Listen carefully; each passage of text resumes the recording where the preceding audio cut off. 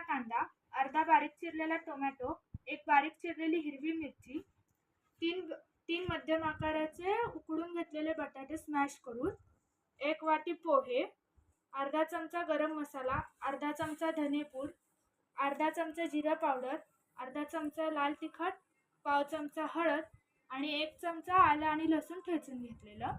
तर पहिल्यांदा आपल्याला पोहे धुवून घ्यायचे. तर ते आता ह्याच्यातच धुवून घेणार आहे, कारण घाण वगैरे असेल तर ती गाळणीतनं निघून जाईल.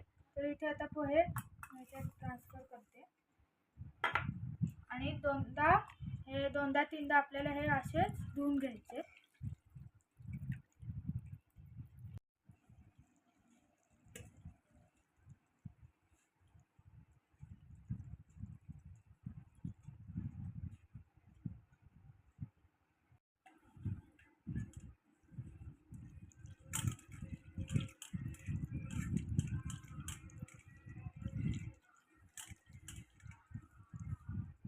आता आपण धुवून घेतले, असंच ठेवायचे पाण्यात. हे पोहे मी या बाउलमध्ये ट्रान्सफर करते आणि हे आता आपल्याला थोडे मॅश करून घ्यायचे.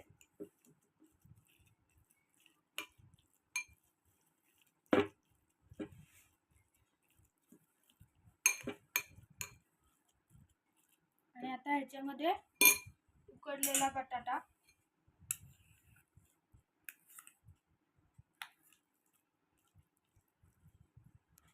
मिरची, कांदा,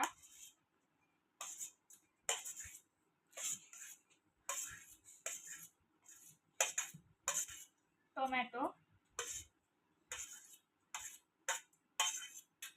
आणि आता सगळे आपण मसाले टाकून घेणार आहोत. आलं आणि लसूण ठेचलेलं, तिखट,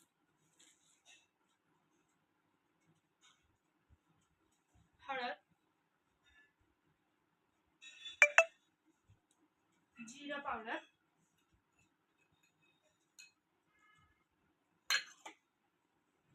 धनेपूड आणि गरम मसाला. आता हे आपल्याला सगळं मिक्स करून घ्यायचंय.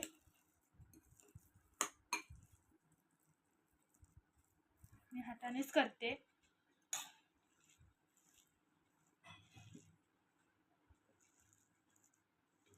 आता थोडं आपण चवीनुसार मीठ टाकून परत एकदा मिक्स करून घेणार आहोत.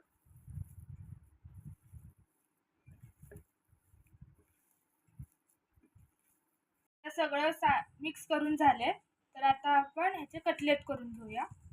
इथे छोटा गोळा काढून घेते मी आणि ह्याचे आता आपण छोटे छोटे कटलेट करून घेऊया.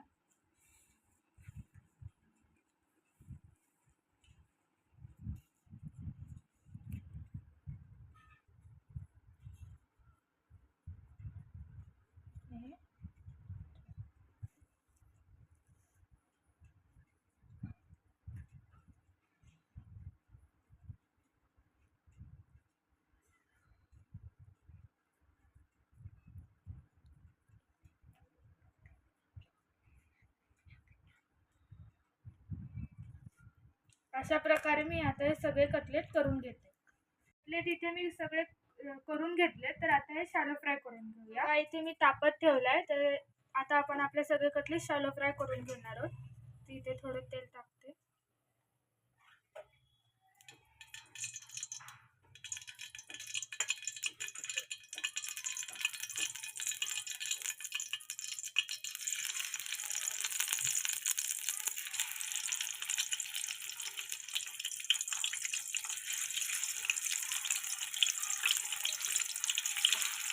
हे आपल्याला शॅलो फ्राय करून घ्यायचे. हे आपण पलटी करून घेऊया.